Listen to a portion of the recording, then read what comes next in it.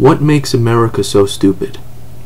It's a question you're not really supposed to ask, because everyone knows you're not supposed to talk about America that way. But more than that, it's a dangerous question, because to answer it, you have to do something that is taboo in American society. You have to take on the one thing that we've all been taught to accept and embrace our entire lives. Something so big that it affects how and what we learn, how we act, how we treat each other, and how our society is run. And when you get to the answer, you realize it's not just the reason for why America is not a very smart country, but also the cause of most of the problems in our society. Because the answer to the question, the thing that has made and kept America stupid, is capitalism. Everyone talks about all the problems America has, the economy and the lack of jobs, the debt, the problems with the healthcare system, a broken and corrupt political system dominated by money, a vanishing middle class, and massive inequality. There is an anger and despair that something is broken, that something has gone wrong and no one is doing anything to fix it. But you can't fix the problems in this country, because America is not willing or able to talk about the one thing that lies at the heart of its problems. It's the thing that helped bring about the financial crisis, that crashed the global economy, the thing that is causing more and more Americans to fall back into poverty, and damaging the lives of pretty much everyone who is not rich. It's a system that Americans from a young age are taught to accept and embrace as not only the best way, but the only way. But it's a system with no morality in it, even though good people, even religious people, have been taught to think that the opposite is true. It's a system we're all told is fair and efficient and can lift everyone up, even though none of those things are really true. And it's a system that becomes unsustainable as wealth gets more and more concentrated at the top, while large numbers of people fall into poverty, which means a smaller and smaller consumer base and larger borrowing to try and deal with the negative effects of capitalism. And when a large part of the wealth of society is given away to the capitalists, it means the borrowing that is necessary to pay for what everyone else in society needs becomes unsustainable. And that's why when you start to think about the problems with capitalism, you begin to understand why it can only work when people don't think too much about it. Capitalism can only exist if most people take it basically for granted and accept ideas that wouldn't make much sense if we all really thought about them. For capitalism to work, it needs people to accept the idea that a system that puts profits above all else and pushes human beings to do terrible things is the best way to run a society. It needs workers to accept the idea that most of the profits produced by their labor gets kept by someone else. But above all, it needs people who believe in a moral code to somehow accept two completely opposite ideas at the same time. That everyone in society should act morally and try to help others, while living and working in a world that is run by the completely contradictory idea of doing whatever is necessary to profit. And profits are what capitalism is all about. So how do you get so many people to accept something that is so irrational and so destructive? By brainwashing people that capitalism is the same thing as freedom, and by getting people to buy into the system by making them think they have a chance to be the ones at the top someday. Basically, you get people to accept capitalism by lying to them, constantly. And dishonesty is an important part of capitalism. Capitalism wouldn't work with total honesty. So you have constant advertising and people saying whatever they need to in order to get money. And dishonest politicians, which I know is redundant. But it has to be this way.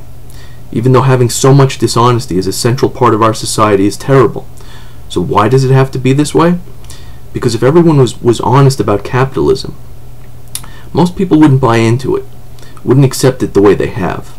And at the top is the big lie of what capitalism really is. Capitalists will tell you capitalism is the greatest economic system ever created by man, and they'll point to the positive aspects of capitalism, like innovation. But to focus only on the positive aspects of capitalism and downplay all of its inherent problems ignores what capitalism really is. Capitalism is a pyramid scheme, the biggest, most elaborate pyramid scheme in the history of the world.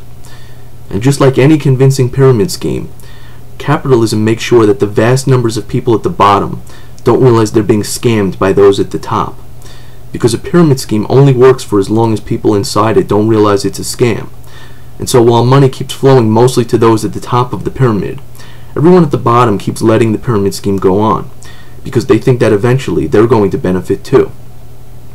And most of the people lower down are too busy fighting with each other and focused on their differences to realize that what they have in common is much more important than what divides them. But having people develop class consciousness would be very dangerous. So those at the top promote division and competition and do everything possible to disguise the pyramid, and to make it so that most people can't see capitalism for what it really is. You feed them a steady diet of lies. You make sure people don't understand what socialism or communism really is.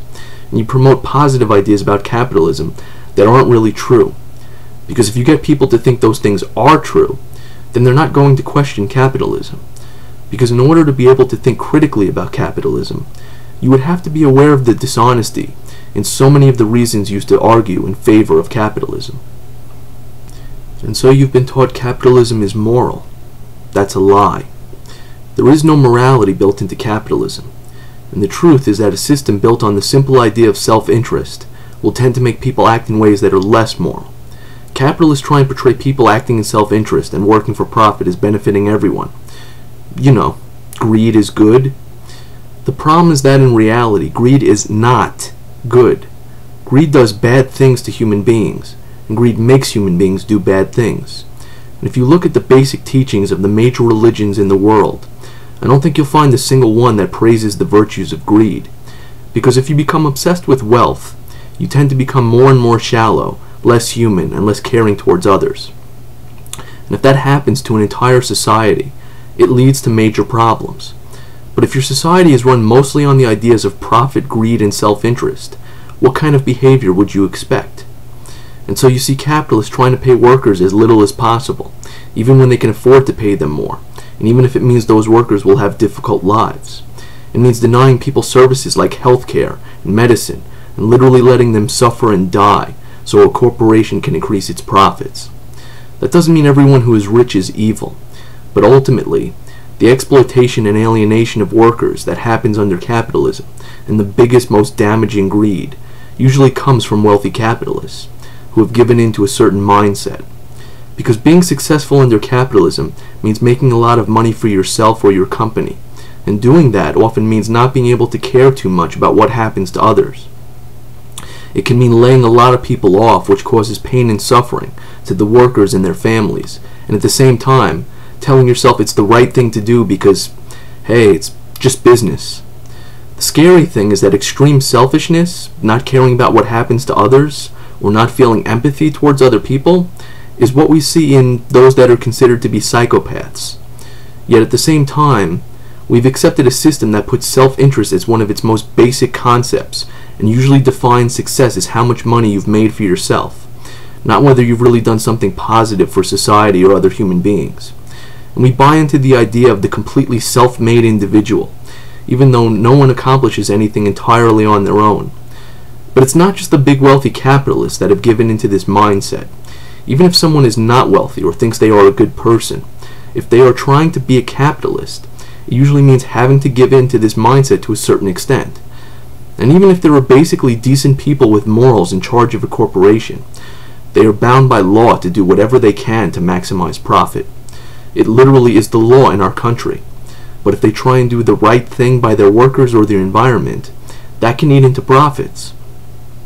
So ultimately, even if someone is a good person, they may be pushed by capitalism to do things that aren't so good. Either that, or they get replaced by someone who will.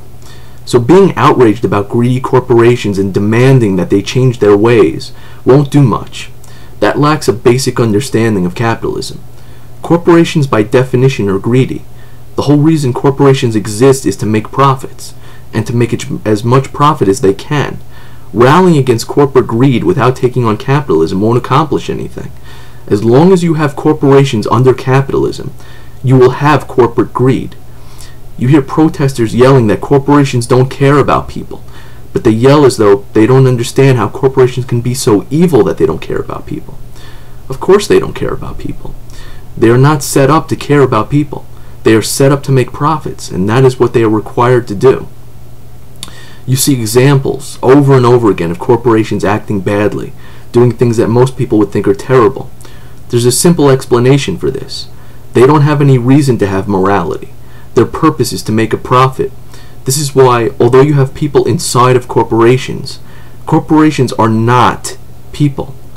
But some wealthy capitalists not only want corporations to be considered people, they want less and less regulation on an organization whose objective is to try and get away with whatever it can in order to make the largest possible amount of money. If you care at all about the health and safety of actual people and the continued existence of our planet, then you really have to think about the immorality and destructiveness of capitalism and capitalist corporations, about the way that corporations make their money, and all the companies who knew information about problems with their products or safety problems that they kept secret for years or decades because it would have cost them money to fix it. We have all been told over and over again how wonderful free market capitalism is. But free market capitalism does not make capitalists or corporations act morally. In fact, the only way the supposedly free market acts in that regard is that if corporations do something terrible, then they may have to try and make amends so that they don't lose customers or get forced out of business.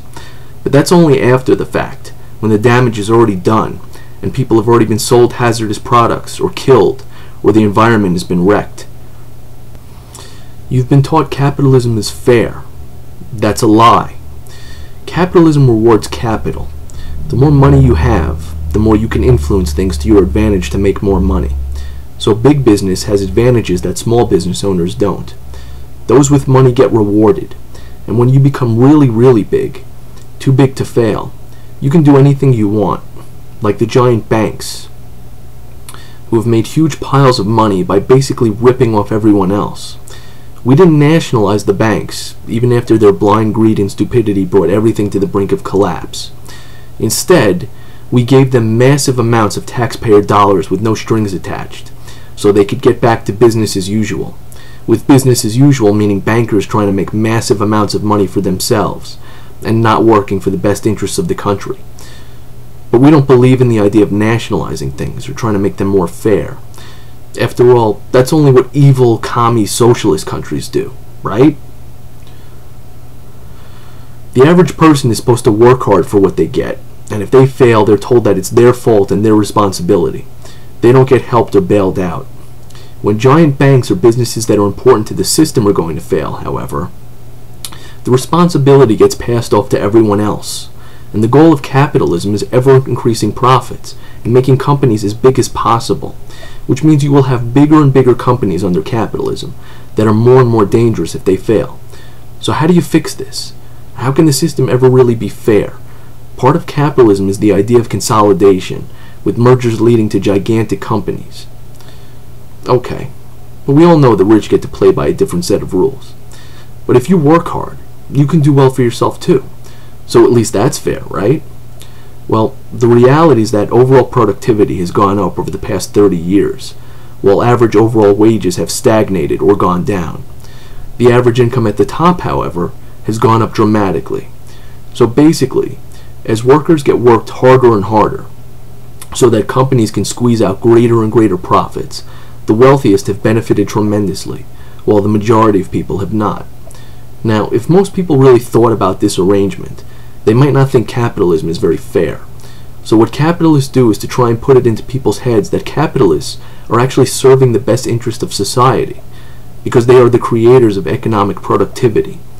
That's why you've heard the term job creators thrown around a lot the past year or two, because it's important to keep most people from focusing on the fact that capitalists and the wealthy are the ones getting served. They're served by the workers who create their profits, by a bought government that's constantly providing them the laws and tax breaks to increase their profits, and by society as a whole that lets this game continue to be played. Buying into the idea that these people are creating jobs and thereby serving society makes people ignore the fact that it's the other way around. It's society that is serving them. And the wealthy try and put it in people's heads that the reason you haven't made it is because you're just not working hard enough. Even though many of the rich are wealthy because they inherited money. One of the ways that they stay rich or get richer is by convincing society that they are self-made, and that you can be like them if you just work harder for the companies that they own. And this imaginary idea of fair and perfect competition under capitalism is a myth. In the real world of capitalism, not only do you not have perfect competition where there's a level playing field and everyone has a fair chance, but the higher the stakes are, the greater the likelihood is that there will be lying and cheating, especially when there isn't effective regulation in place to stop that from happening. And when you look at what caused the financial crisis, you see this over and over and over again. Meanwhile, even after the crisis, the financial firms pay out these massive bonuses, and do so even when they have performed terribly. And their justification is that they can't keep the best people if they don't give them massive compensation.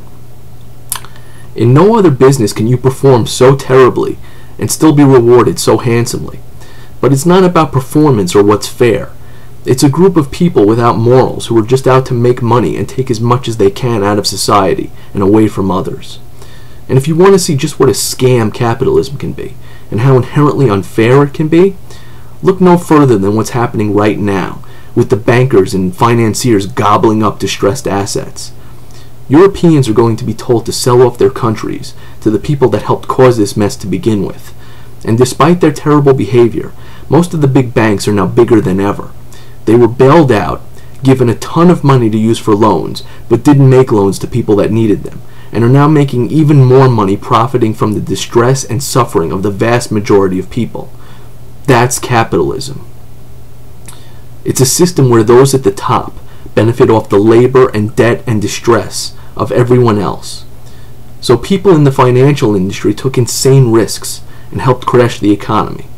The economy crashed, you lost your job, got foreclosed on, and now the same banks that screwed up in the first place get to take over your house and resell it. Capitalism. And the next time someone tells you how fair a system capitalism is, bear in mind that if your family is starving and you rob a bank, you're going to jail. But when bankers steal billions or even trillions of dollars, they go to not to jail. The game is rigged, and the problem beyond that is not enough people understanding how or why the game is rigged, and how they're constantly tricked into just accepting it, because that's one of the key things that keeps the rich where they are, and keeps everyone else where they have been and continue to be. It's the ability of those on top to convince everyone else to think things are fair, even when they're not. You've been taught capitalism is efficient. That's a lie. During the Depression, the government told farmers to destroy crops in order to raise price levels, even though there were large numbers of starving people.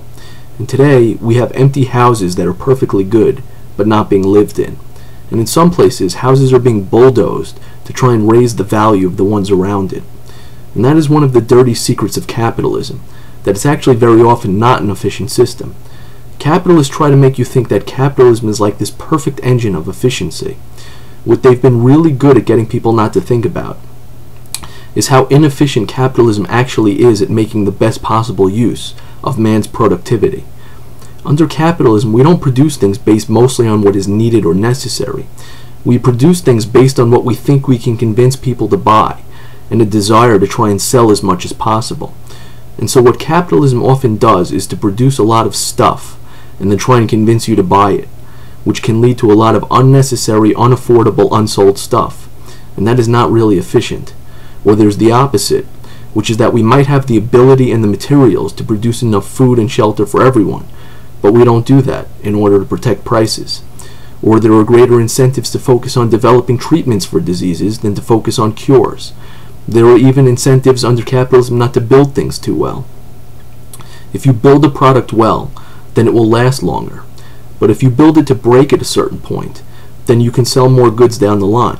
So the goal in capitalism is not real efficiency in the truest sense, even though that's what capitalists may say. The real goal is simply profit. Capitalists cling to this idea of the perfection and efficiency of the market. Some even think that markets can regulate themselves.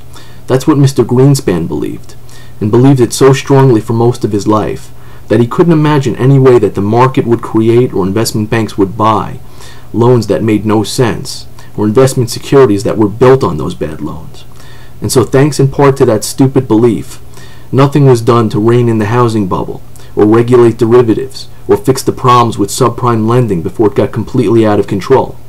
But what's amazing is that even after a massive economic tsunami that showed exactly what is wrong with the nonsensical thinking that markets are basically perfect and they regulate themselves, you continue to hear conservatives yell this same ridiculous, discredited thinking.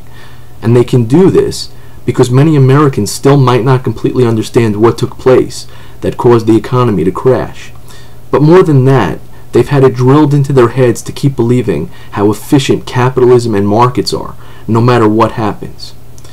Now, in a massive downturn, capitalists are waiting for consumption to pick up before they start hiring. But buyers are waiting to get hired before they do any more consuming. And round we go. And this is the perfect system that capitalists will tell you must not be interfered with. Just let the free market fix itself. Of course, that also ignores all the pain suffered by most people during downturns, and especially during really bad downturns. And how exactly can capitalism be so efficient when it's a constant series of boom and bust cycles? If capitalism is such an efficient system, why do we go from periods of economic growth into recession? And how does that happen over and over and over? Because when you look back at economic history in this country, there's an awful lot of recessions and even depressions, despite how efficient you're told capitalism is supposed to be. Why are there boom and bust cycles? One of the major factors is that once capitalism produces more stuff than people can afford to buy, things start to turn downward. And this happens over and over and over again because it has to. It's the paradox of capitalism. The idea is to produce as much as possible for consumers, but eventually there's more stuff than there are people who can afford to buy all the stuff or pay for all the services.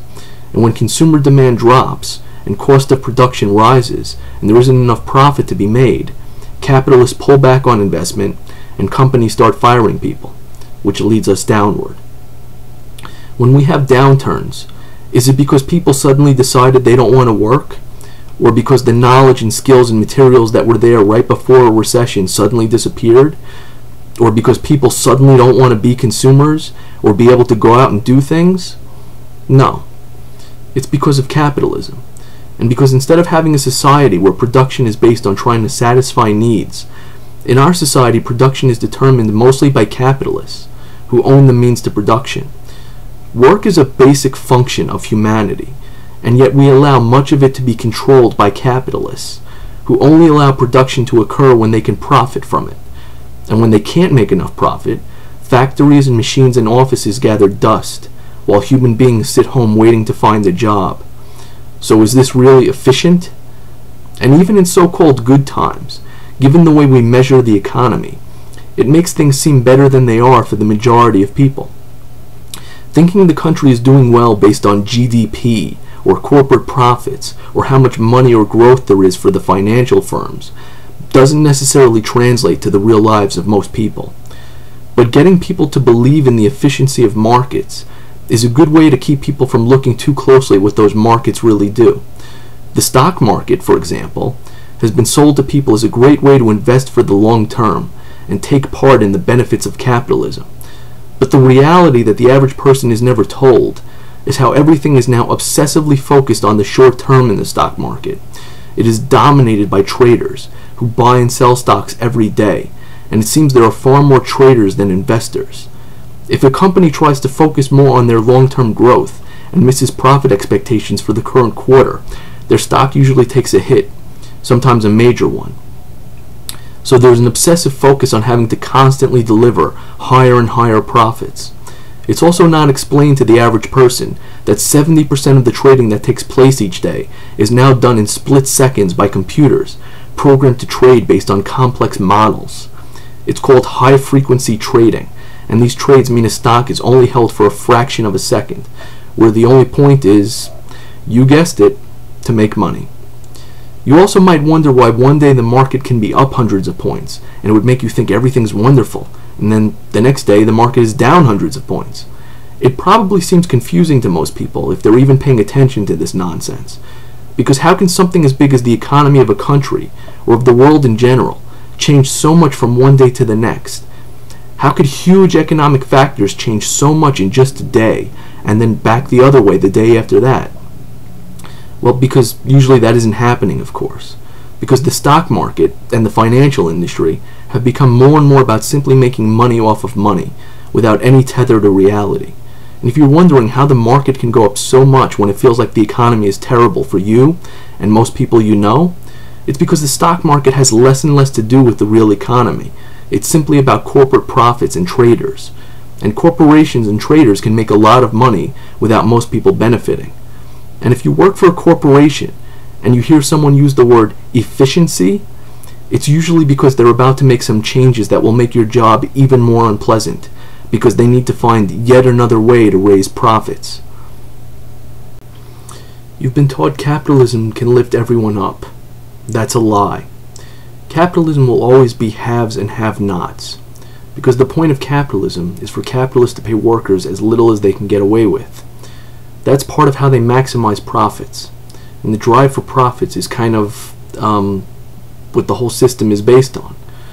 When you hear politicians or businessmen say that we need business conditions to help make us more competitive, do you understand what that really means?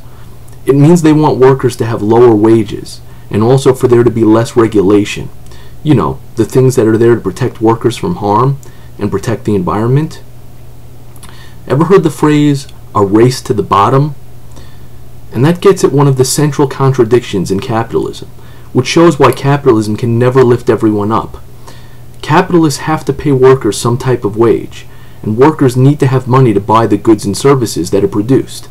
But capitalists try and pay workers as little as they can get away with.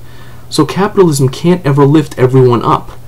And because the main goal of capitalists is always to lower their production costs and make the most money they can, you see work being taken to other places, like China, but many other places as well, where capitalists can make higher profit margins because they can get away with paying workers less, sometimes basically slave labor type of wages. And also, in less developed places, regulations and benefits can be much lower, which also lowers their costs. But as more and more jobs are lost from a place like America, it means that in America it becomes more of a struggle for everyone to have enough money to keep buying all the stuff that is produced from the capitalist system. Everyone loves cheap goods, but the real cost shows up when eventually you don't have a strong enough consumer base in this country to keep an economy going.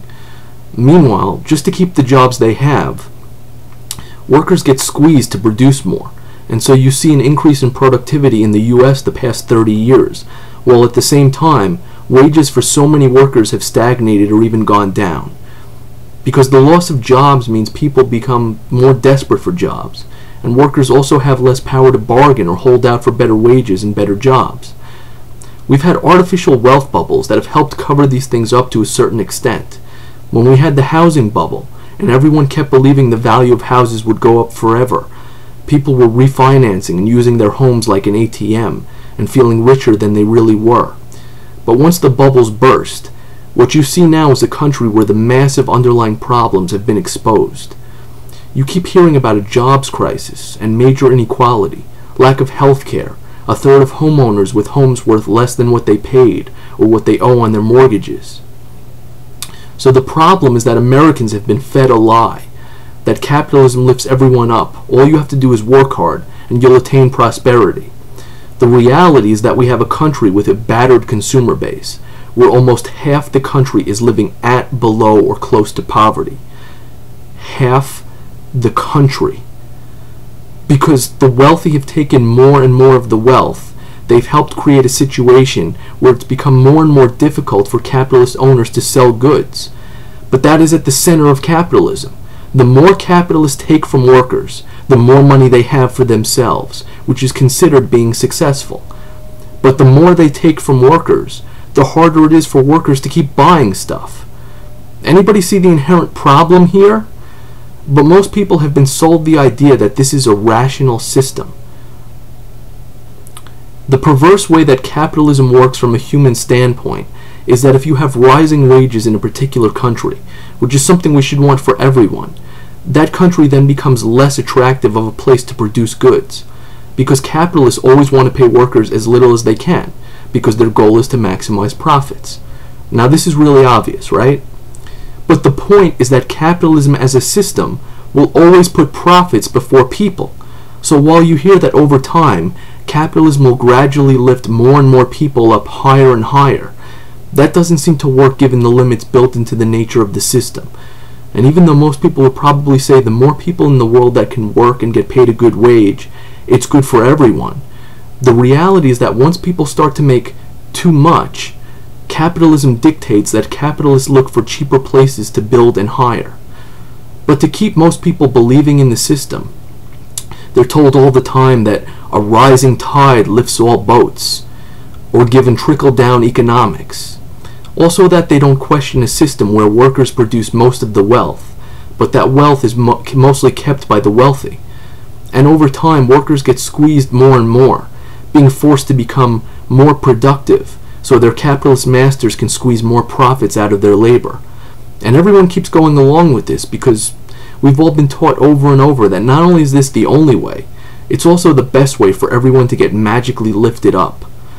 You hear talk about damage having been done for a generation or more after the bursting of the housing bubble and financial crisis. So how exactly does the middle class get built back up anytime soon, given what has taken place and the fact that despite everything those at the top have gained, they still want more and more? And in the supposed recovery, many of the jobs being added are at lower wages, which people who used to make a better salary are now settling for, because they don't have a choice. And right now the trends for the future don't look good either.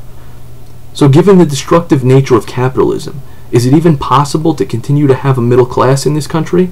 And will that become the new normal other places as well? Are we moving towards a world that is made up of just the rich and then the working poor? And since capitalism has constant boom and bust cycles, it's not a straight line of progress that just keeps going up for everyone. In relatively good times, there is overproduction. Then times are bad and there aren't enough buyers who can afford to consume all the stuff capitalism has produced. So there are guaranteed to be bad times because of the business cycle that is a central part of capitalism. Now, when times are bad, a lot of people suffer. And in bad times, many workers have to settle for lower wages than they used to have because now they just desperately need a job. So how is it possible that capitalism can ever lift everyone up? It's not. It's impossible. The point of capitalism is not to lift everyone up, but lying about that makes it possible to also brainwash people with another similar dishonest idea. So you've been taught capitalism benefits society, and in the long run is the best way to guarantee prosperity and the best possible existence for everyone. That's a lie. You have widespread corruption, poverty, people lacking health care or not able to afford the care they really need, people doing jobs they hate or treated poorly by their bosses and barely making enough to get by, politics dominated by money, fueled by wealthy individuals and corporations with money, whose goal is always to make more and more no matter what the human cost. Our water and air being poisoned with chemicals and pollution. And this rush towards fracking, making some people's water so filled with dangerous toxic chemicals, they can literally light their water on fire. Yes, I said light water on fire. Seriously, I'm not kidding. Watch Gasland. And unhappiness, stress, lack of fulfillment, those aren't things you can easily measure in numbers, but they are a huge part of the human condition, and they affect our lives constantly. But capitalism isn't set up to deal positively with the human condition. It's set up to produce goods and concentrate wealth. One of the underlying problems in capitalism is that doing positive things like improving work conditions, or cutting down on pollution, or giving workers more benefits, all of these things cost money, and that of course means less profit. So it isn't hard to understand why workers and the environment both get treated badly under capitalism. How many of you have had a job where you experienced large amounts of stress or anxiety? How many of you have had a job where you worked hard and then wound up being laid off? How many of you that were laid off were taught at one point or another before that to be loyal to your company? Capitalism may unfortunately be the best way to build up wealth and production in a society initially, but eventually it starts to eat itself. So the real question is not whether capitalism is the best thing in the long run, but at what point is it not sustainable any longer? So if there are so many things wrong with capitalism, so many fundamental flaws, how do you get so many people to keep accepting such a deeply flawed, irrational, immoral, inefficient, and destructive system by getting people to think it's the same thing as one of the great American beliefs. And that's why you've been taught capitalism is the same thing as freedom. That's a lie. Freedom is one of the most important, most cherished beliefs and ideals in America. So one of the most effective ways of boosting capitalism is by selling it to people as freedom. You're not against the free market, are you? How could you be? That would be like being against freedom. And everybody likes freedom. But being able to make meaningless choices, like which brand of colored liquid you want to drink, isn't actually being free. When big corporations and the wealthy make most of the decisions in our society, people don't have real freedom. But the best way to keep people complacent is by constantly telling them they have freedom, especially when they really don't. And capitalism has nothing to do with democracy, even though that seems to be what it's been linked to in people's minds. When a small number of people control everything and have power that most people don't, that's not democracy. That's the opposite of democracy. Capitalism is an economic system. It's not democracy, and it's not freedom. What are some of the freedoms we enjoy under American capitalism? Freedom to starve, freedom to live and sleep in the cold, freedom to suffer and die from lack of health care. Of course, capitalists would probably argue that you don't have to worry about those things happening to you unless you're lazy and don't want to work. Unless you're one of the many people who really want to work but can't find a job in this broken economy, or unless you are working but not being paid enough just to cover basic necessities. Pretending we have real freedom is a joke when most people have invisible chains. Just because you can't see them doesn't mean they aren't there. And it's not just the people. Whatever we do have left of our democracy is also a slave to the wealthy and the capitalists. Our politics is a system of legalized bribery. Right now, corporations and the wealthy give money to politicians or to their super PACs. And then those politicians pass laws that enable their donors to make more money. Then some of those profits get taken and reinvested in another round of campaigns to send those politicians back to Washington, so they can pass more laws to further benefit their donors, so they can make more money, and on and on. And when the politicians are done and leave office, they take high-paying jobs at the corporations whose bidding they have done.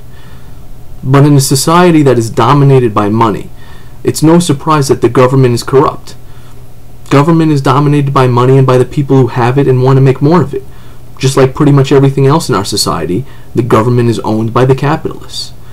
How can you ever have real democracy under capitalism? The candidate for office who raises more money wins 94% of the time. So our political system, just like most everything else in capitalism, is all about money. Now, you can get mad at the politicians as much as you want, and you should.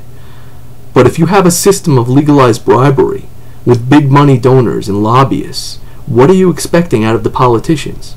You can throw as many of them out of office as you want. Whoever you put in still has to go dialing for dollars, and has to spend a significant amount of time doing that. We're a country where, particularly thanks to our wonderful Supreme Court, money is now officially considered political speech, even though we believe in an ideal of one person, one vote, that everyone's voice is supposed to count the same. But how can that be true when some people can exert millions of dollars worth of influence? And yet somehow, most Americans have been taught to associate capitalism with democracy and with freedom. If you asked a lot of the supporters of capitalism what freedom means, they tell you that anyone has the ability to strike it rich, to build themselves up by their bootstraps. And they'll tell you to look at Steve Jobs and Bill Gates and a handful of the other same names you hear over and over. They won't tell you that more than 99% of the population is not going to strike it rich or win the lottery. They won't tell you how there's less and less social mobility in this country, or that there's actually more upward mobility in places like Canada and Europe. So in the US, which has embraced and championed capitalism like nowhere else, most people at the bottom stay at the bottom. But that's how people who are wage slaves are convinced to accept a system that takes advantage of them, by blinding them to the real cost of the free market. Freedom? Not so much. You will never have true freedom or true democracy under capitalism. But it's not just associating capitalism with freedom. That by itself probably wouldn't be enough to keep people obedient to the system. That's where education comes in. Now, if capitalism is the thing that is making America stupid, the question then becomes, how exactly does that get accomplished? Well, if you've seen the American educational system in action, then you probably already have some idea of what an education means under capitalism. Education is one of the most important tools that human beings have, but under capitalism in America, education has been perverted into a deeply flawed system that does far more to protect capitalism than it does to actually encourage real learning and critical thinking. But once again, it has to be this way. Why? Because education, real education, is the single biggest threat to capitalism. Real education, which helps people to become intelligent, imaginative, able to question things, and with a desire to think and learn, would be far too dangerous to the existence of capitalism. There are certainly exceptions, but when you look at the overall system and the ways in which Americans are educated and what they are taught, what you see is that from a young age, we are taught in ways that are mostly unimaginative and uninteresting, and that don't make us want to learn. And that's not a knock on teachers, because unfortunately, most teachers don't really have the freedom to teach in a way that would inspire a desire to learn in most kids. What we have mostly had is an educational system with schools that are designed and standardized to run like factories, that treat all kids as though they are the same, when in reality people are different. And is there one particular thing that almost everyone who's ever gone to school could point to as the thing that caused pressure or anxiety, took away any joy or fun in learning, and pretty much restricted any freedom both teachers and students could have in choosing how to learn and what to focus on? Tests. So what do? Basically structure our entire educational system around tests. If you wanted to try and destroy any love for learning someone might have, if you wanted to put constant stress on them, starting early on in life, and just generally put people through a really unhealthy experience, then this is definitely the way to do it. So let's take our young and break their spirits, slap down their imaginations, and try and turn them into robots. After all, why wouldn't you want to put humans at a young developing age under constant stress, and take away any joy they might have had in learning? That can't possibly wind up having any negative effects. But we need to have constant tests, right? I mean, how else would we know if kids are learning anything? Except we give constant tests and teach to the test, and all you hear is how we're really not learning, how the US ranks way lower than most other major countries in education. That doesn't mean we don't need school. What we need is schooling that's interesting and engaging, that teaches people how to think and create and imagine, not just how to pass tests or memorize a bunch of stuff. Even at the college level, most people don't seem to get a lot of preparation in how to think really critically and develop a healthy questioning and skepticism for the world they're about to be thrown into. For most people, a basic desire for learning is probably extinguished by the constant never-ending tests we're given, starting at a young age. So what we're really given is not so much an education on how to learn or to think, but an education on how to pass tests.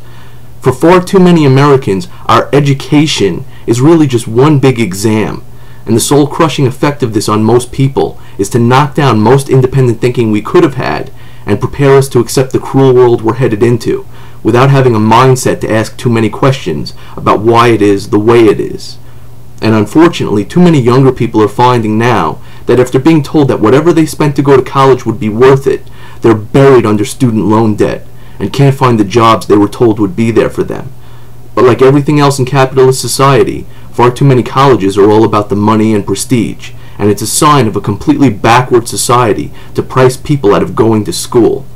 And to bury in debt the young people who will make up the country's future is not just disgusting, but also incredibly counterproductive.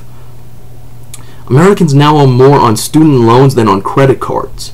We have a generation that is going to be buried in student debt, right now a total of around $1 trillion in debt, and in a situation where jobs are not there for them.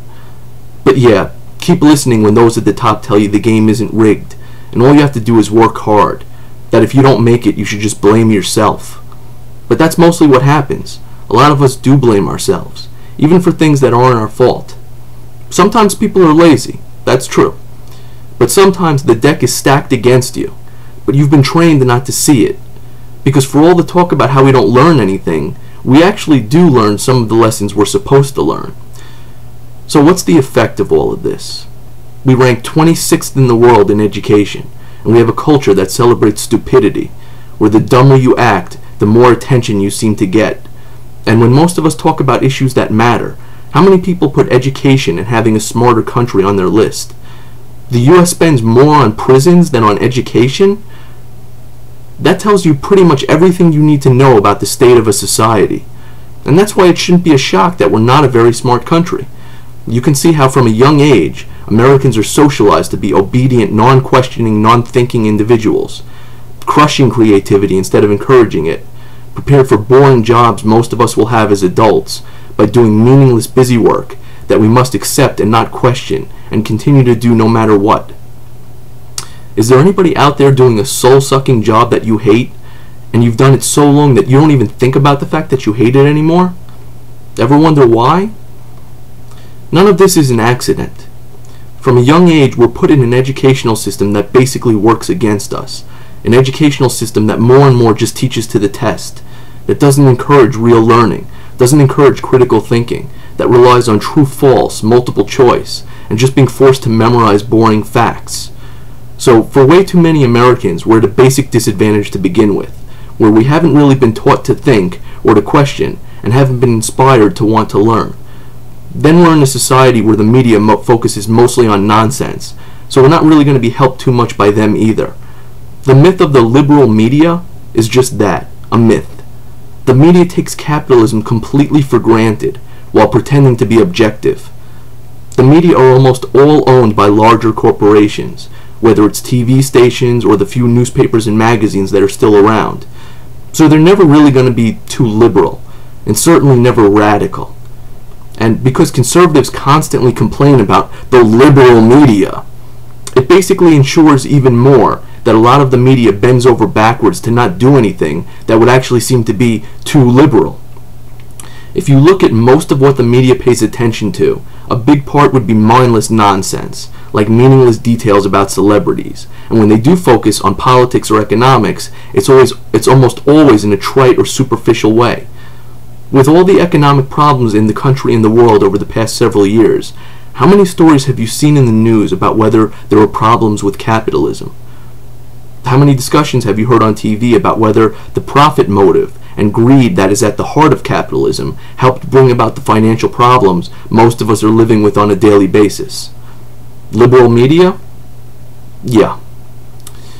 Having a country where people aren't informed and aren't educated to think and to question means having a country where people are easier to divide and easier to control. And of course, it also makes it possible to brainwash large parts of society. But if you asked Americans who that describes, they'd probably say some other country, because it's certainly not us, right? I mean, we're not divided, are we? Well, okay. But we're not being controlled by anyone.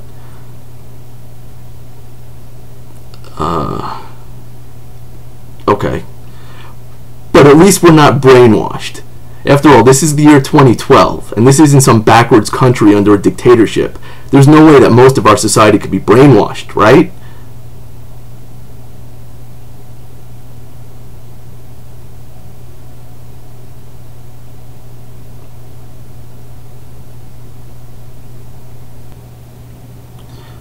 Unfortunately, if you want to see just how powerful the brainwashing has been, look at liberals in America.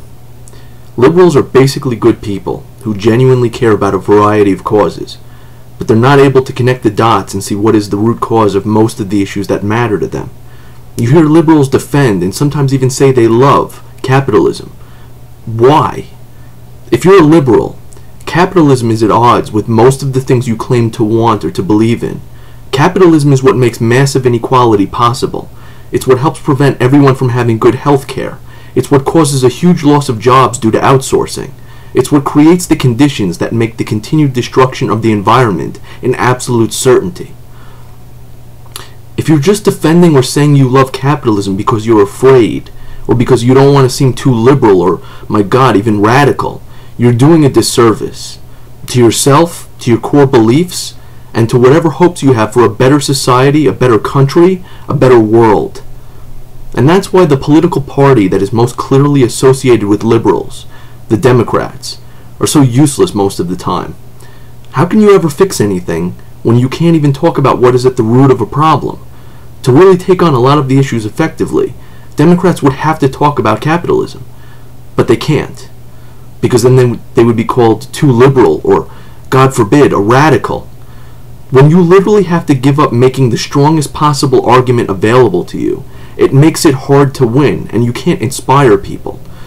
And so it's easy to see why liberals are so frequently unable to fight for things, or reach conclusions that would be thought of as radical. Many liberals, and particularly Democratic politicians, can't even handle the tag of liberal. They run away from it, and have let the term itself be used by many as a bad word, and so they limit themselves for fear of being labeled too liberal. Unfortunately, liberals are too often people who have the truth on their side and are afraid to use it. Liberals worry so much about the words liberal, radical, and socialist that they often ignore doing what is rational. And do you ever wonder why Democrats are so consistently mediocre? Why they always seem to come up short? It's not simply that they're spineless, although that certainly is part of it. And it's not just that they're afraid of seeming too liberal. It's also the fact that they take big money contributions from many of the same sources that Republicans do. So they can do just enough to try and show Democratic voters that they're not exactly the same as Republicans. They're a little better, but not enough to ever change things in any major way. And another key reason why liberals, and particularly Democrats, are so often unsuccessful is that they frequently just want to try and address individual problems separately, without looking at the ways that problems are connected and getting at root causes. Democrats and liberals usually try to reform broken systems, instead of looking at whether that system itself is the problem. So you'll hear Democrats proclaim that the economic system is not working for average Americans right now. Well, of course it's not. It's not designed to. It's designed to benefit a relatively small number of people, the ones that own the means to production. So the system is working perfectly. Pretending that capitalism isn't functioning properly because it's not doing something it isn't designed to do is irrational thinking. But liberals, just like most everyone else, have been mostly brainwashed against any real critique of capitalism. And if they haven't been brainwashed, they've been made too scared to speak up. And you can see Democrats are always so timid. There seems to be this constant tendency to not want to do big things or speak too loudly. After all, it's a center-right country, and people won't go for anything too liberal, right? So instead of trying to open people's eyes and explain to them why they should change their minds on an issue, Democrats tend to just think in terms of tiny little steps of progress. Look at what happened with the healthcare debate. Democrats decided ahead of time not to go for a single-payer system, because of course there's no way that's going to happen. That's way too radical. Let's be pragmatic. So instead of arguing that private healthcare insurance companies are not only unnecessary, they're downright damaging for people and society, Democrats chose to go for smaller measures here and there and let a broken system stay in place. And more than that, it was another giant giveaway to the health insurance companies by trying to give them even more customers. The end result is that one of the biggest problems we have, cost of healthcare, wasn't addressed in any serious way. Democrats could have gone for a single-payer universal healthcare system and had a much easier time explaining the arguments for this. They could have said that not everything needs to be done for a profit, that healthcare is a basic human need, and that having large numbers of Americans go bankrupt from medical costs is obscene, that making sure Americans get the healthcare they need should be at the core of who we are as a people. They could have explained how the healthcare insurance companies have a perverse incentive, which is much worse than even the worst capitalist enterprises, because the more healthcare they deny, the more money they make. And as corporations, that is their main goal, to raise profits. Democrats could have said that it's insane to take a basic human need and have profiteers control it, whose main interest is to deny that need to people whenever they can. Not to mention that people have to fight with the insurers at the worst possible time, when you're sick and weak and should be focusing on treatment to get better. But instead of making those simple arguments and fighting for something incredibly important, they went for a hard-to-understand, difficult to explain series of half measures. They let the right wing talk about death panels and killing grandma and a 2,000-page bill, and then got slammed in the midterm elections. And then the president said they learned their lesson, that they went too far and got shellacked. Now, if the Democrats had simply gone with the idea of a single-payer system and pounded home the idea that health insurance companies don't serve any positive purpose for our society, that would have been a much easier argument to make to the American people. But of course they didn't do that. Even the president, who's been shown on film as saying a single-payer system would be the best way to go, didn't really fight for a simple solution, since the brilliant thinking of the Democrats always seems to be, why fight for something that's in people's best interests and simple to understand when we can make things more complicated and less effective? Why try and really solve a problem when we can do weak half measures instead? And one of the big accomplishments was what? That the insurance companies can't deny someone because of a pre-existing condition anymore? So something as completely insane as letting these awful companies discriminate against people that never should have been allowed in the first place, getting rid of that finally, that's the big victory? And so a system where there are perverse incentives, that a company makes more money the more healthcare it denies, still stands. Now, most liberals were incredibly disheartened by the Democrats caving as they always do, and not even fighting for a public option. And liberals were sold the line that change is slow and this is the best that could be done. Why? Why wasn't it possible to argue that not everything should be done for a profit? It's not possible because Democrats don't do that. They won't criticize any aspect of capitalism because they're afraid of being portrayed as socialists. So to liberals, I ask, how much do you have to see before you can conclude the problem with Democrats? You had your dream candidate, smart, charismatic, and someone who seems to be a basically kind and decent human being. A guy who ran a brilliant, almost perfect campaign, got elected, had majorities, and then once in office, what did he do? Not much. He showed himself to be like most every other Democrat, trying desperately to be a moderate in all things, trying to appease people out to destroy him, not trying to change anything in a fundamental way, no matter how badly change is needed.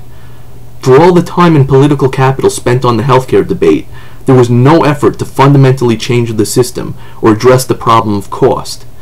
What was done about the banks? Not much. Too big to fail? Now they're even bigger. What was done about the influence of lobbyists and money in politics? Not much.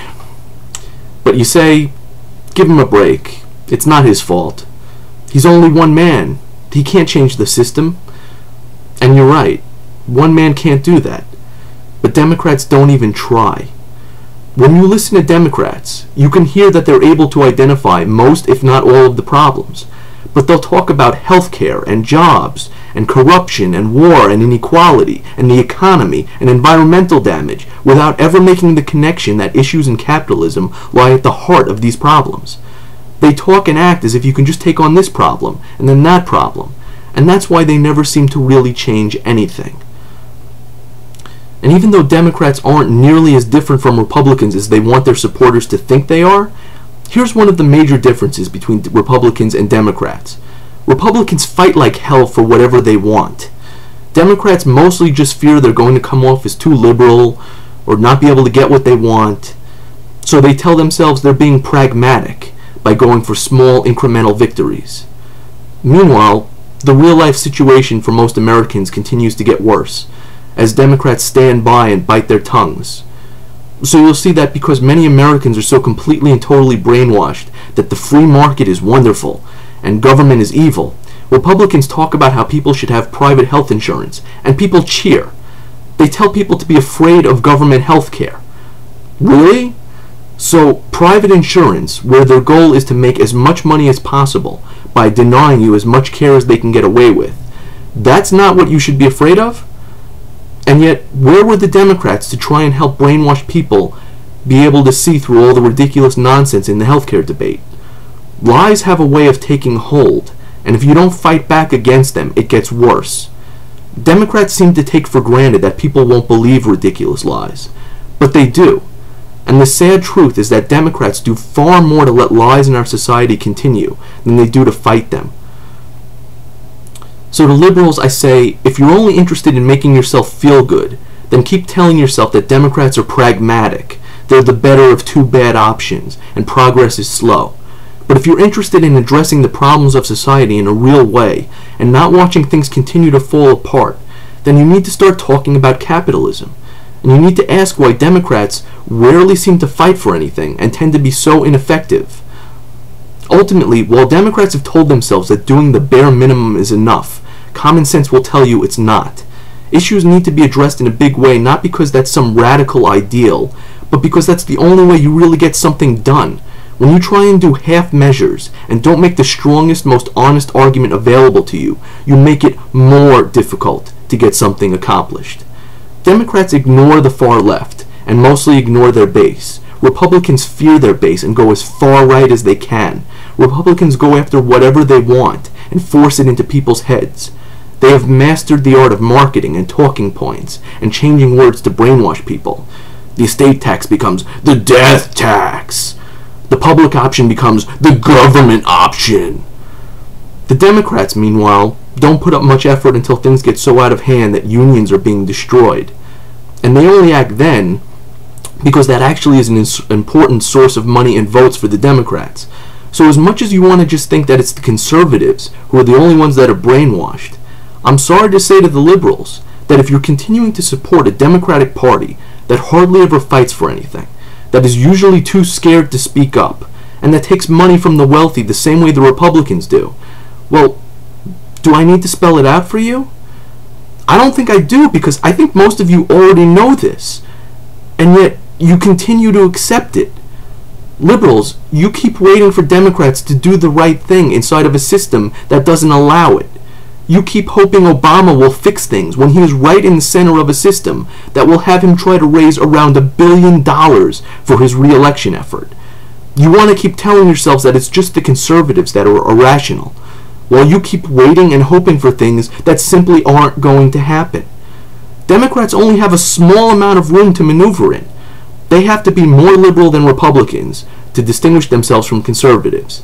But they can never really go as far as talking about capitalism, which is the thing you have to talk about if you really want to address the root cause of most of our problems. And that's why they are mediocre pretty much all the time. Because they can't ever really fight for anything, with maybe the one exception being if unions are threatened with being destroyed. But other than that, it's pretty rare for Democrats to really truly fight for something. So instead what you get is constant fake fighting about policy differences and who is or isn't looking out for the American people. Yet so many liberals just keep on supporting the Democrats, keep on pretending that the lesser of two evils is good enough. It's not. And ultimately, support for Democrats is too often not about getting anything positive accomplished or fixing things in any real way. It's just about making sure the Republicans don't make things any worse. That's terrible. Constantly supporting non-fixes and half measures and saying something is better than nothing is not real progress. It's not actual solutions, and it leads to good people getting incredibly disheartened, run down, and losing faith for any kind of actual hope and change. Constantly telling yourself you're being pragmatic is the mother of all cop-outs. If you're always being a pragmatist, then you're never fighting for anything. And if the other side is always fighting like hell while you never fight, then you're in a losing battle and you don't even realize it. Or maybe you do, and you just don't want to think about it. Because if you do think about it, it gets depressing.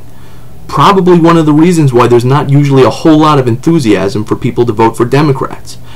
And the problem with the idea of just going for small incremental victories is that it basically takes for granted that progress is always ongoing. That's not a smart assumption. Progress is not an unstoppable automatic force.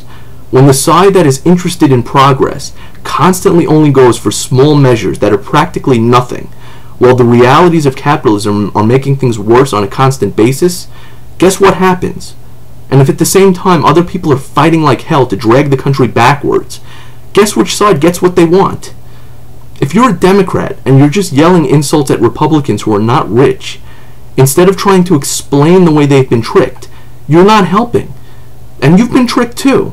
If you spend your time talking about how much smarter you are for being on the side that's polite and quiet and doesn't fight for anything, and also takes massive amounts of campaign contributions from the wealthy and corporations, you're not really helping. Why not spend a little more time talking about the ways the two parties have both damaged the country? And constantly standing silent when you're being attacked doesn't make you the bigger person. It doesn't make you the adult in the room. It can't be explained away every time as practical thinking or trying to be a pragmatist. Never truly standing up for anything is usually called being a wuss, a wimp, spineless, gutless, weak, cowardly, or pathetic. So I ask people who support the Democratic Party, if your party is the party of the little guy and the average person, and that's who makes up most of the population, and we all know the Republican Party is blatantly just for the rich, how is it that things usually split about 50-50? And don't tell me it's all because of the social issues. The social issues are a tool that works because the lesser of two evils isn't a strong enough argument to overcome the idea of principles. So I ask Democrats again, if you are the party that really supports the interests of the vast majority of Americans, and the other party doesn't, why haven't you dominated electoral politics? And why is voter turnout in this country always low? The Democrats don't give people a reason to vote for them. Just being not the Republicans isn't enough. Democrats don't deserve to have their ineptitude hushed up. Wake up, liberals. The Democrats are not the good guys. Stop settling. Settling is a terrible mindset, and it's not a strategy, particularly when we have massive problems that are leading to the crumbling of society. If the Democrats aren't really doing much of anything to address these problems, then they're as much a part of the problem as the Republicans are. If you sit around just getting angry at red states and thinking that's the whole problem, you're living in a dream world. Now, having said all of that, it is true that the Democrats are not going after working people and trying to destroy unions, or trying to constantly cut assistance from those people that need help the most to give more to those who need help the least, or defending tax breaks and subsidies for the oil corporations, which are basically the most profitable companies in the history of the world. It isn't the Democrats who are constantly obstructionists to doing anything to help the economy, because they think a bad economy will help them win the presidency. And it's not the Democrats who try to make it harder for the young, or the elderly, or the poor, or minorities to vote. No, what that describes is the Republican Party, and more broadly, the conservative movement in America. The Republican Party puts love for capitalism as one of its key ideas, and just like capitalism, the Republican Party grows its hold on people mostly through constant, never-ending dishonesty. It just uses a slightly different set of lies. But the lies have worked really well, because Republicans have managed to grow their power over the past 30 years, one way more than anything else, by convincing Christian people who are not rich to vote for a party that does not give a damn about them. And they've managed to do that by selling social issues and getting people who might be good, decent people so constantly angry and scared that they can't see all the ways they're being lied to and tricked.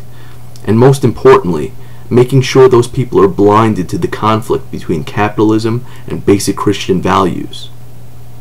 Where Christianity teaches honesty, you get constant dishonesty in capitalism and the Republican Party. Where Christianity teaches cooperation, capitalism tells you to focus mostly on self-interest. Where Christianity tells you to help the poor, capitalism punishes them. So why do so many Christians not only fail to see the conflict between what their moral beliefs are and what the political ideology is that they've given into? Well, for one thing, because Republicans know how to sell things. After all, what is a great capitalist if not a great salesman? But what's truly disgusting is that what they've sold are things that are negative and destructive. They've sold fear and anger and division. They play to the worst parts of human emotion, because when humans are angry, we don't think as clearly. Same thing for when we're scared. And that's how people are controlled. Not that it's anything new, but the conservative movement has taken lying and brainwashing to a whole other level. Maybe you tell yourself that you're a conservative because of your principles. And usually, what does that mean? It means religious principles. But mostly it means Christian principles. because this is and always has been a mostly Christian country. And that's what the Republican Party has become identified with. And so, what are some key Christian principles? Kindness and compassion to the poor is one, except that's not what the Republican Party stands for. What the Republicans do is to mostly demonize the poor and constantly make it sound like the problem is just those damn lazy poor people. All those poor people who simply don't want to work. Only what you see more and more is not people who don't want to work, but people who can't find jobs. And why can't they find jobs? Because capitalism almost collapsed a few years ago during the financial crisis, and is not in great shape these days for most people. Was the damage done by poor people? No. It was mostly caused by the rich, and by a broken government system of legalized bribery which they control. But they don't want you to think about that. So they get you angry at the poor. Not angry at a system that makes sure there will always be those who are poor, but angry at the poor themselves.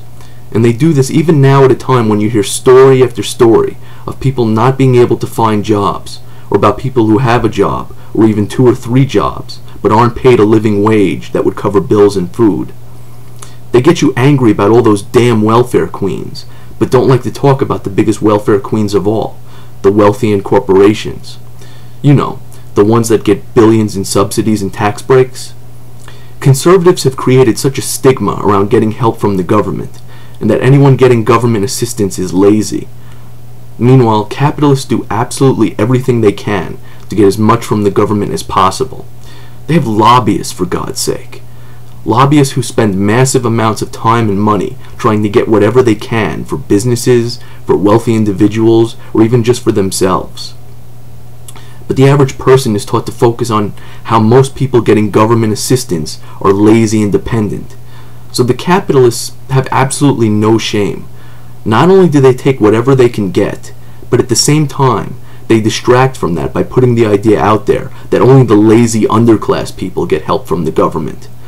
Even though you hear more and more stories about people on food stamps who are working, but just aren't paid enough to make ends meet, especially in the devastating economy we've all been living in. And so you see, since the job creators aren't magically creating jobs, they constantly try and shift the focus to demonize the poor and lower classes for not working. But they get away with it because so many Americans are willing to be convinced that our big problem is lazy, non-rich people, even though there simply aren't enough jobs in this country under our current system. But Republicans don't care about that, because the truth isn't all that important. Even though most people have been taught since a young age that honesty is important. But it's hard to see how conservatives value honesty, because one of the things they do really well is the big lie. Because there's regular lying, and then there's the real big lie, where you say things that are nonsense and lie in a big way, but you get enough people to repeat it over and over again that large numbers of people think it's actually true. So what's a big lie conservatives have bought into? Well, you've heard over and over again about how Obama's a socialist, even though Obama hasn't done much, and even though the rich are richer than they've ever been, and most everyone else is struggling tremendously. But that doesn't matter, because Obama's the enemy. And what's one of the worst things you can call someone in our capitalist-loving society? You call them a socialist. So Obama's a socialist. Really? Obama's a socialist? The guy that caved on the Bush tax cuts for the rich? Gave up on the public option in health care? Caved on the debt deal so much that the Republican Speaker in Congress said he got 98% of what they wanted? The president that didn't break up, restructure, or nationalize the banks, even after everything they've done and continue to do to wreck the economy? That's the guy that's a socialist? All of these enormous things that have gone exactly the way conservatives wanted them to, with Obama caving over and over again, and then they go out and tell America that Obama's a socialist. Seriously? You've got to wake up. Republicans yell whatever they want because a lot of the time too many conservatives just accept nonsense.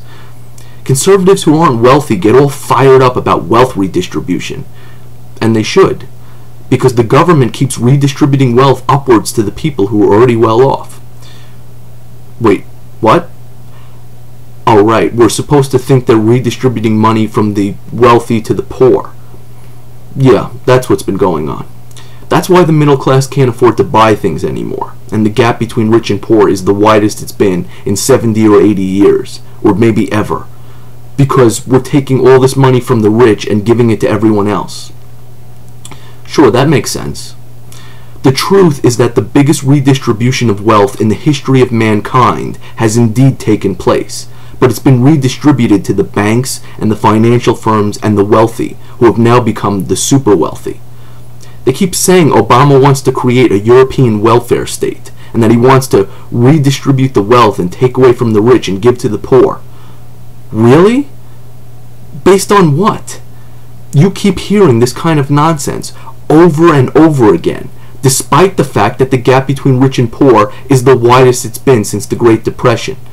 Almost half the country is at or near poverty. But conservatives have no shame. They will literally say anything, even if it's the complete and total opposite of reality.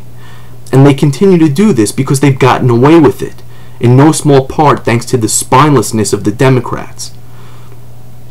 So conservatives preach that capitalism and the market are perfect, and we don't need regulation, that regulations are strangling everything, and if we just take the chains off, we'd be in great shape.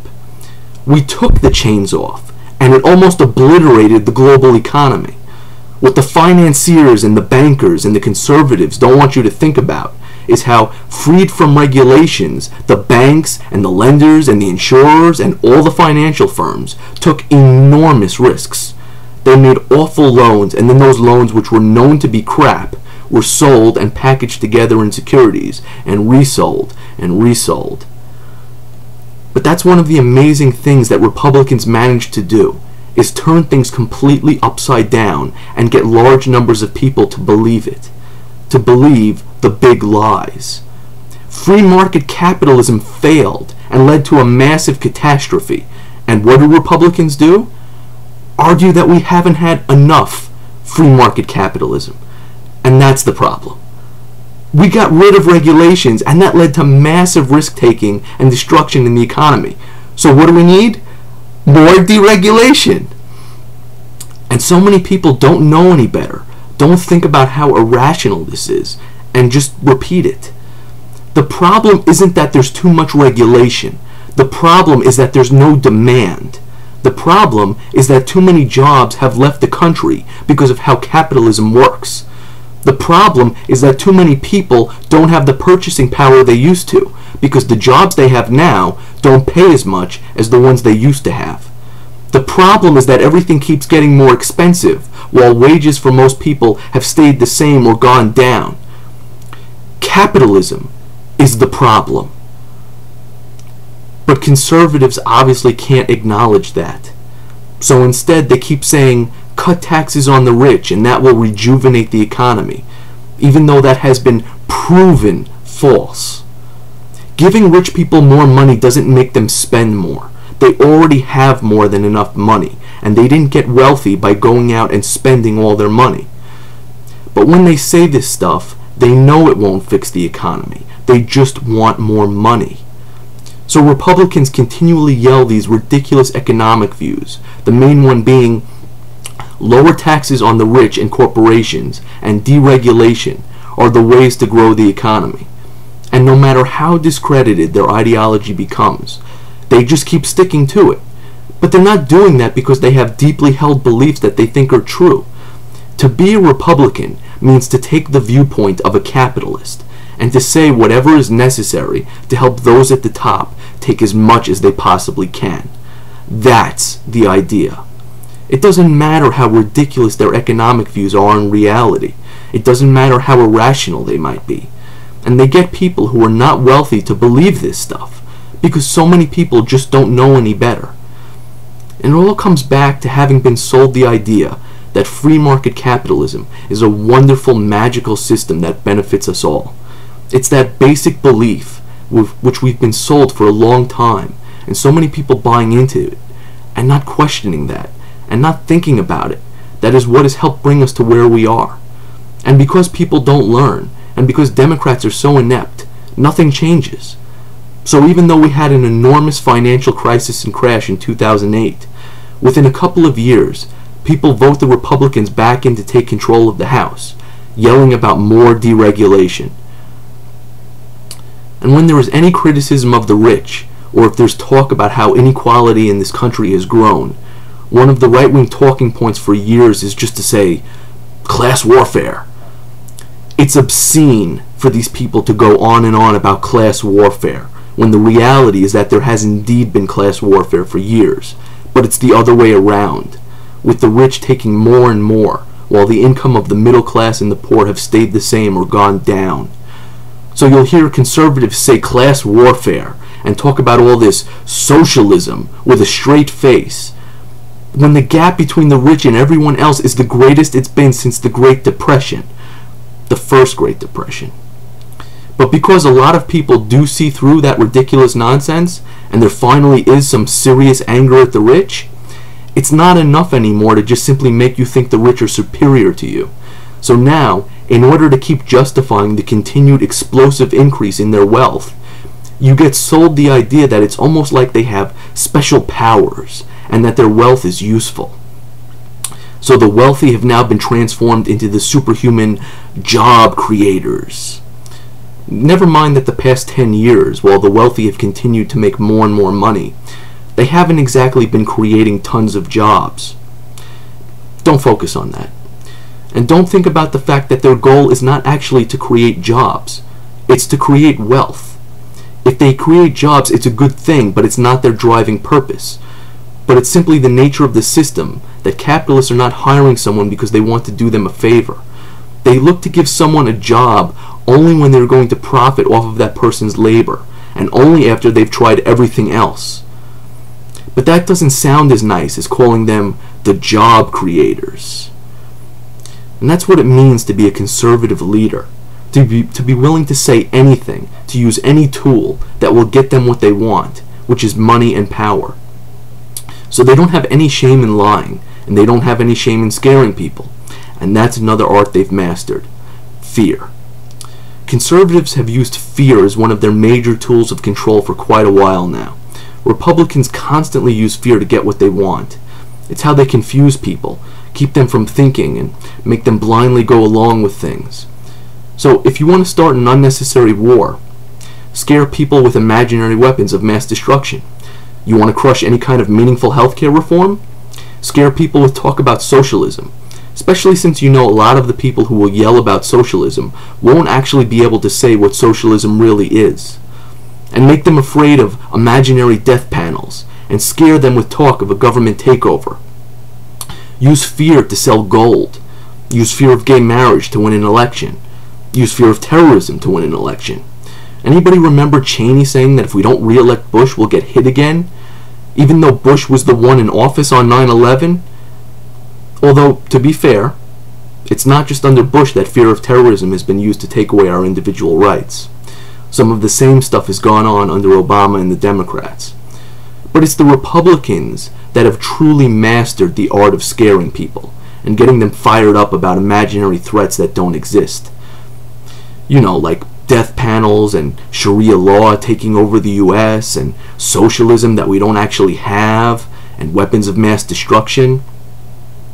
It's part of being human that we don't think as clearly when we are afraid and our emotions and instincts take over. But so many people who identify as conservative still don't seem to have figured out the game, because Republicans do this over and over, and it seems to work again and again. Mostly, instead of seeing through the fear, what conservatives seem to do is just try and act tough all the time. So you have constant lying, which leads to conservatives always being afraid of something, which more often than not isn't real. And a constant sense of fear means conservatives always try and look tough in response to that.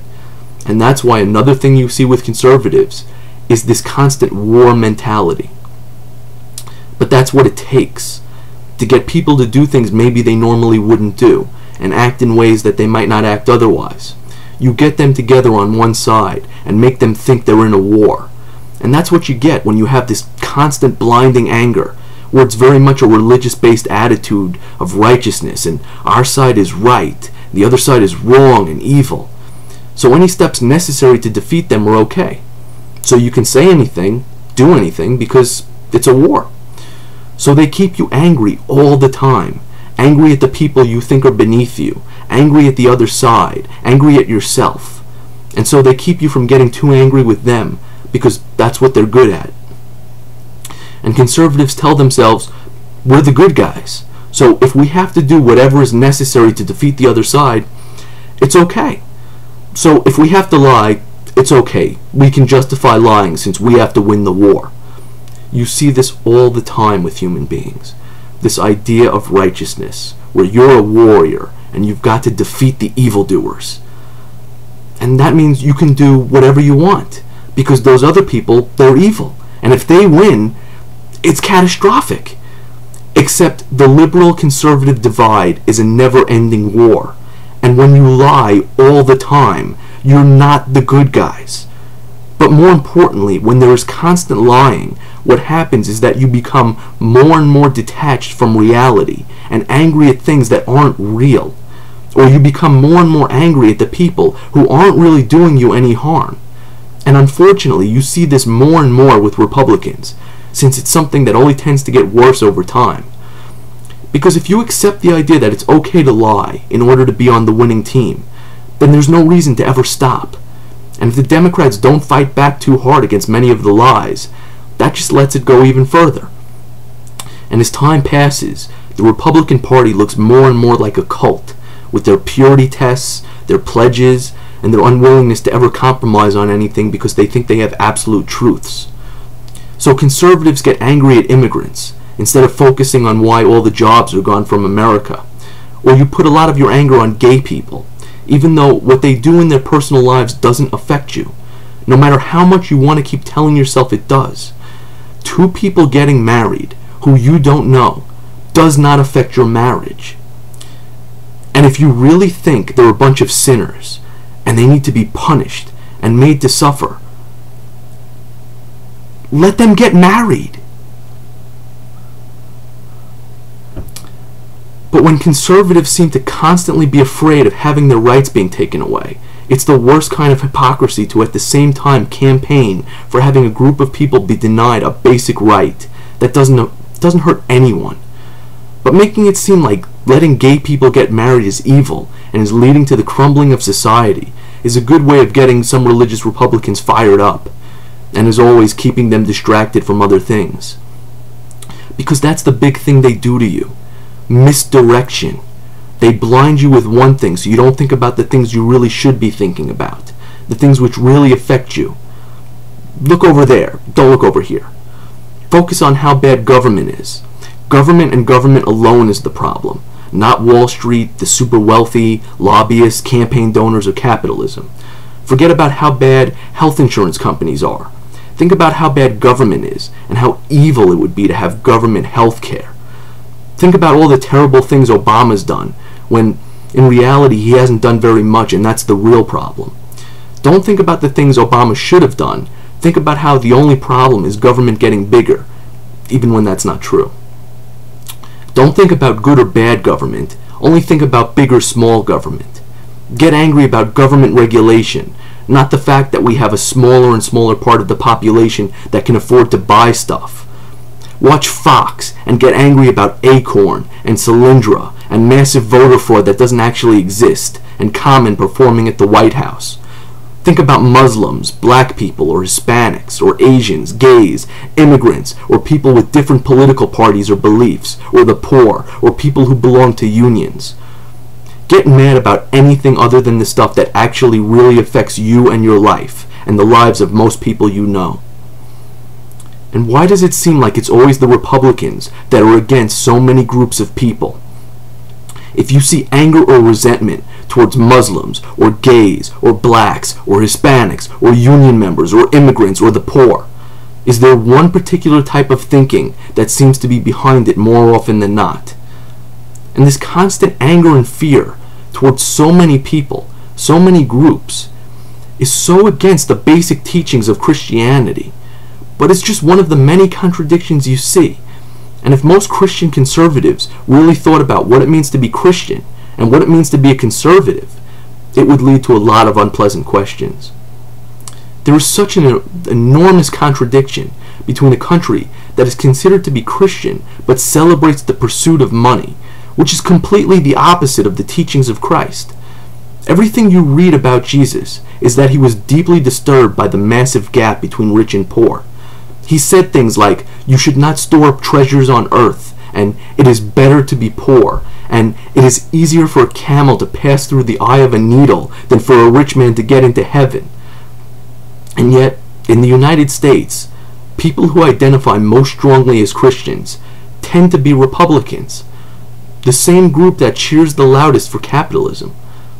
How does that make sense?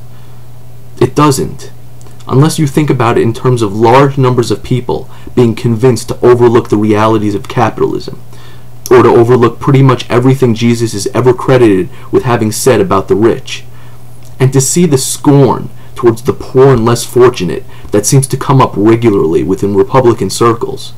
Well, that only makes sense if people who claim to love Jesus have also ignored everything he ever said about the poor. And that scorn and indifference is often not just directed at the poor, but at others as well. Because it's easier to compete against people if you don't really care what happens to your fellow man. So how do you reconcile so many people who claim so strongly to be Christian, and yet at the same time identify with a political movement that in so many ways is the exact opposite? You can't reconcile that. If you really believe in morals and values and principles, how can you support the Republican Party? You are supporting a political party that, when you take away the social issues, their only goal is to constantly redistribute wealth to the top, to help the wealthy in every way they possibly can. And they will do this until the capitalist system in America that they love so much can't function anymore. Because wealth has been so concentrated at the top that average people can't afford to buy stuff anymore. And that's what you're already seeing. So if you consider yourself a basically decent Christian person, why would you want to be a part of this? And I say Christian only because that is the majority of the country and the main group of people that have come to be identified as Republican. But it's true for any other person of faith that considers themselves a conservative or a capitalist, whether you're Jewish or Muslim or any other faith. Why would you want to keep supporting an immoral, exploitative system like capitalism? And why would you keep supporting a party and a conservative movement that holds love for capitalism as its basic principle? And where are the religious leaders speaking out about capitalism? If it is all about social issues for you, and you think you are voting for principles, what do those principles mean if you are ignoring and sacrificing all the other ones? You're letting terrible people control you. People who only care about money and could not have less morals or values if they tried. And if you really believe you have real values and real principles like honesty and cooperation and compassion and decency, then why aren't you a socialist? Is it because you've always heard what a terrible thing it is to be a socialist? It's not. The idea of socialism is a better, fairer, more productive, more honest society, where the banks and the manufacturers and the healthcare providers serve the interest of the people and not the other way around. Or maybe you're not a socialist because you've heard it can't work, because it didn't work other places. Defenders of capitalism will tell you that countries have already tried socialism or communism, and it doesn't work. Look at Russia or Cuba or some of the European countries. And they can tell most people this, because most people haven't actually spent any time thinking about capitalism or communism or socialism.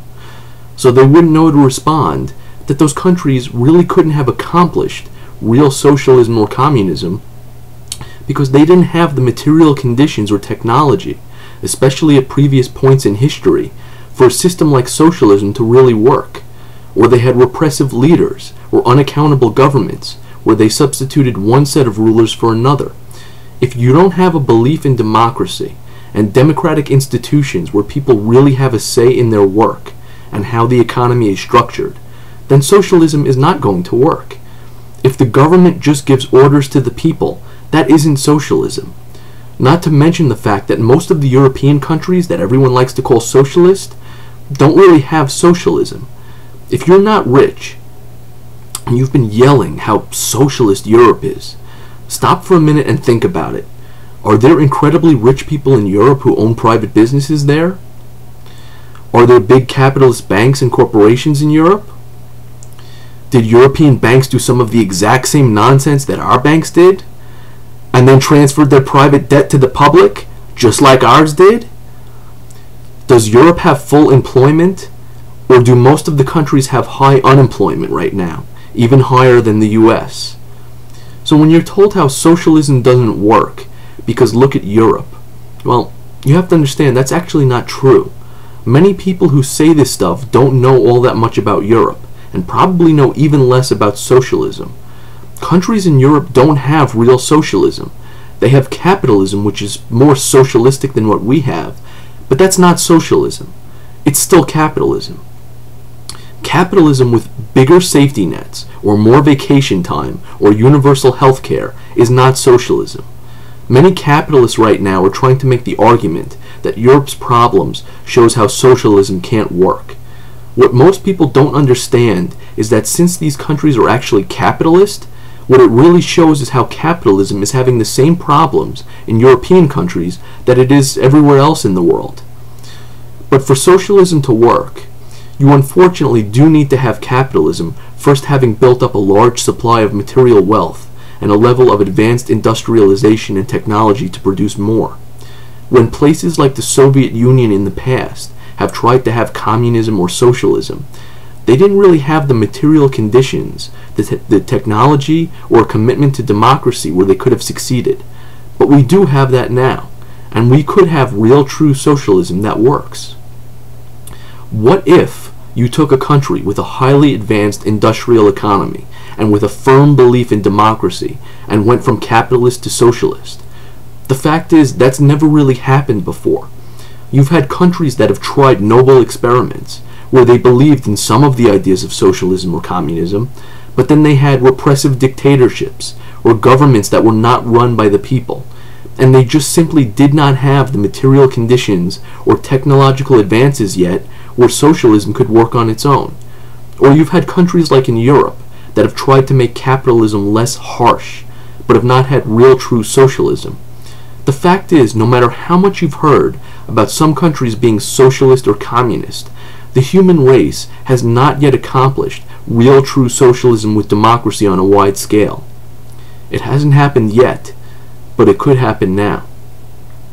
The reason socialism would work is the same reason why capitalism can't work in the long run, because trying to make sure that all people have work and basic needs met is necessary to having a society that is prosperous and sustainable. But you don't get there just by telling people to act better. You can teach people to act in a kind and cooperative way, but you also need to have the right conditions for it to happen.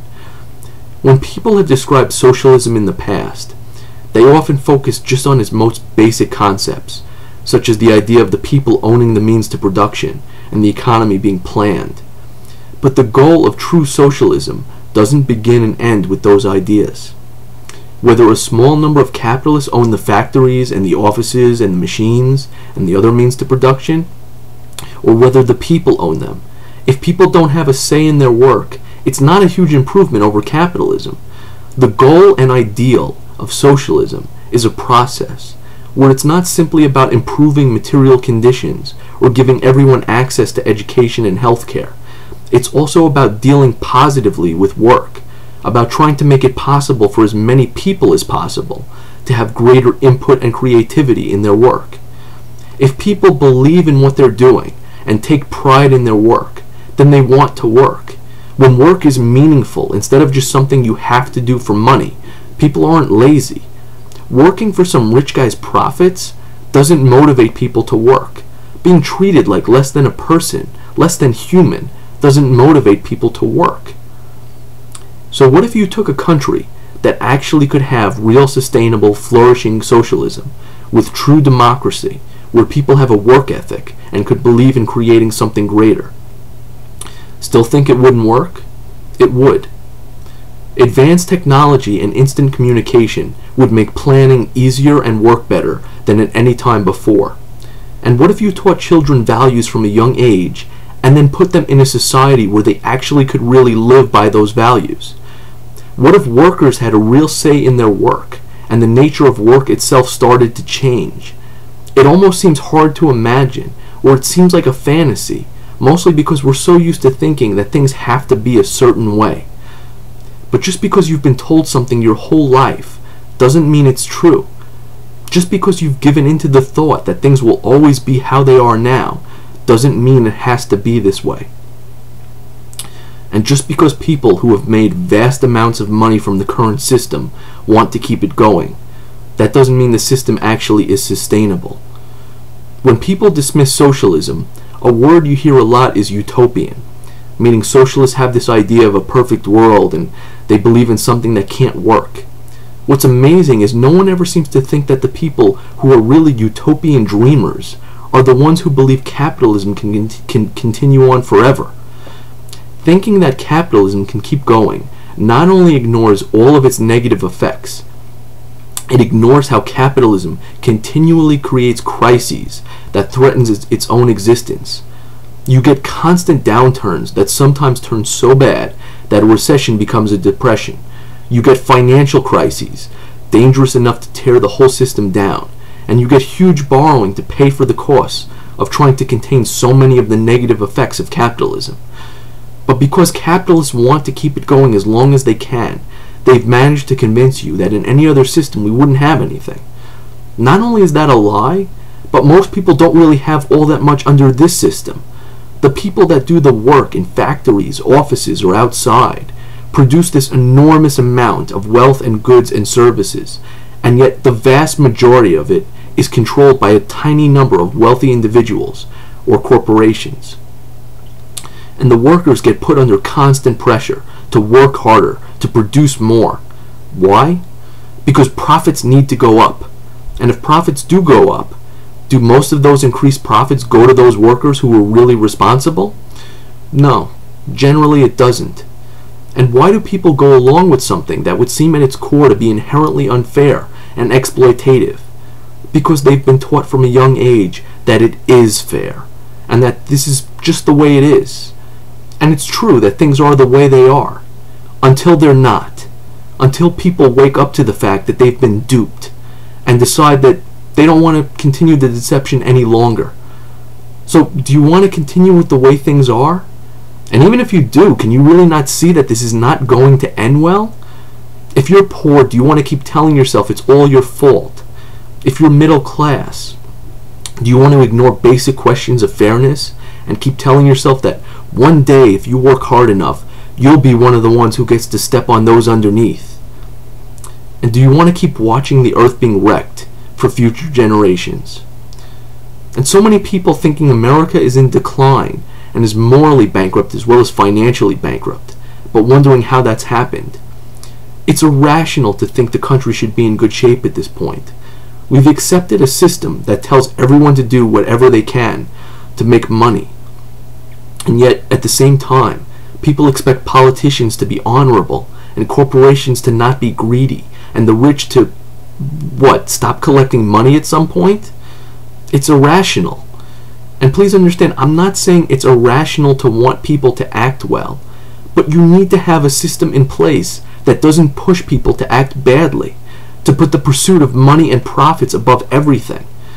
How much longer do we have to keep accepting war and poverty and devastation of the environment? How many more oil spills do you have to see? How much more of our water needs to be poisoned by chemicals or oil or waste? How much longer can the earth last under capitalism? How much longer can society last under capitalism? You look around and see crime and poverty and the destruction of our planet and all kinds of other problems. And what we always do is to try to address each single case, instead of looking at whether the profit motive is a root cause for all of this. That's not rational. Our society at a very basic level is not rational. If you think rationally, then you try and look at root causes, and if there's something that is a fundamental cause of so many problems, then you try and think if anything can be done about it. Our country has not done that. Why not? The problems that we have are inevitable under capitalism, but they are not problems we have to accept, because we don't have to keep accepting this system. You always hear about what a cruel world it is, how when we're young at some point we need to learn the harsh reality of how hard it is to be out in the world. But we don't usually talk about what it is that makes the world such a nasty, difficult place to live in. And because we don't talk about what causes it, we certainly can't talk about what can be done to change it. We're not born seeing other people as dollar signs. Seeing other people only as potential customers or only as a means to make money off of, instead of seeing them as fellow human beings, is a mentality that happens through the process of living in a capitalist society. When you have a system in place that pushes people to be greedy, that puts the profit motive at the core of our society, how can you expect a world where people are mostly nice and caring and compassionate? How can you expect people to be mostly good if our society basically accepts the idea that greed is a positive force? It's completely irrational, basically almost insane, but it's how we've agreed to run our society. Why do we need to have an economy that is run in such a fundamentally irrational way? And it's not just that capitalism is unfair, or that it's not moral, or that it's inefficient. The system is not sustainable, and the system is massively destructive in so many ways. And this fear of collapse, which people have because of the economy, doesn't have to be this way. We have the people and the ability and the material conditions that there is simply no reason why there should ever be a collapse. A collapse would be because of the capitalist conditions where people don't have the money or jobs to meet basic needs, which is ridiculous. But unfortunately, that is the most likely outcome right now. You may have noticed that capitalism does not seem to be magically fixing itself in our country, because it can't. Both Democrats and Republicans are bought and paid for, and neither side has any real solutions to fix things, mostly because they can't even talk about what the problem really is. So most people just keep waiting and hoping for things to somehow get better. Liberals want people to be kind and cooperative, and yet most liberals don't talk about how capitalism undermines that and helps create so many of the problems they're against. And so many conservatives want values and teach their children to believe in the basically good principles at the heart of religion, while ignoring all the ways the capitalist system makes it almost impossible. Maybe everyone keeps taking it for granted that a better world is just not possible, that people are just basically not good, not capable of looking out for one another and working together in a fundamental way. It's not impossible. What's impossible is expecting most people to behave well under capitalism. What's impossible is expecting the best out of people when greed and a rush for profit lies at the heart of the system our society is run on. What's impossible is expecting people to act well when most of them have to worry about basic needs being met, or when most people don't have satisfaction from the work they spend most of their time doing. It doesn't have to be this way.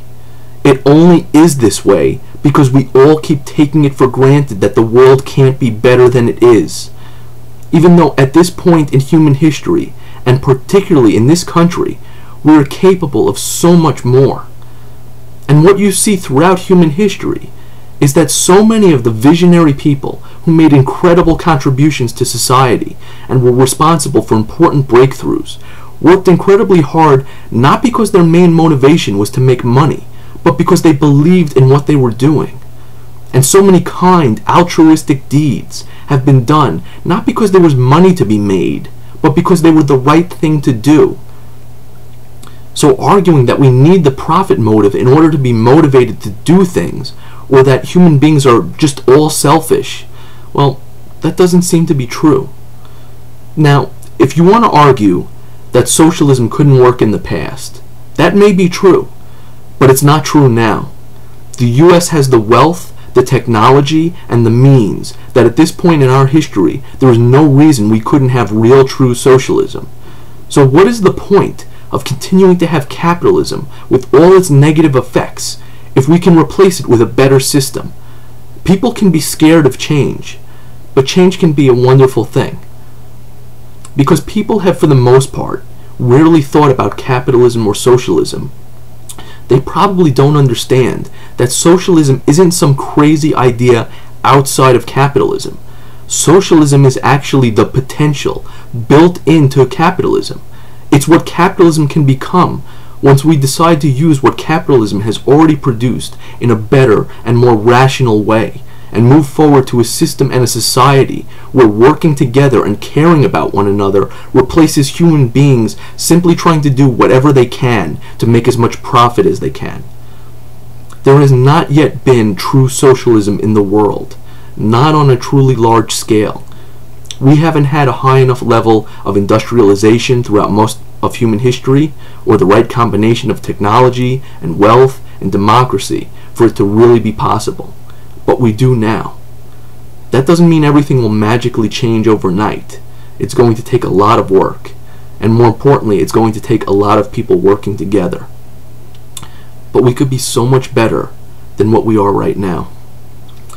In the future, years from now, our children and grandchildren and nieces and nephews will look back at this time, and they will either see a people who gave up and watched as things collapsed, or they will look back and see a turning point where we all finally started to work together toward a better country, a better society, a better world, where the potential inside of all of us to be more intelligent, more compassionate, more honest, and more cooperative finally started to be realized in a way it never has been before.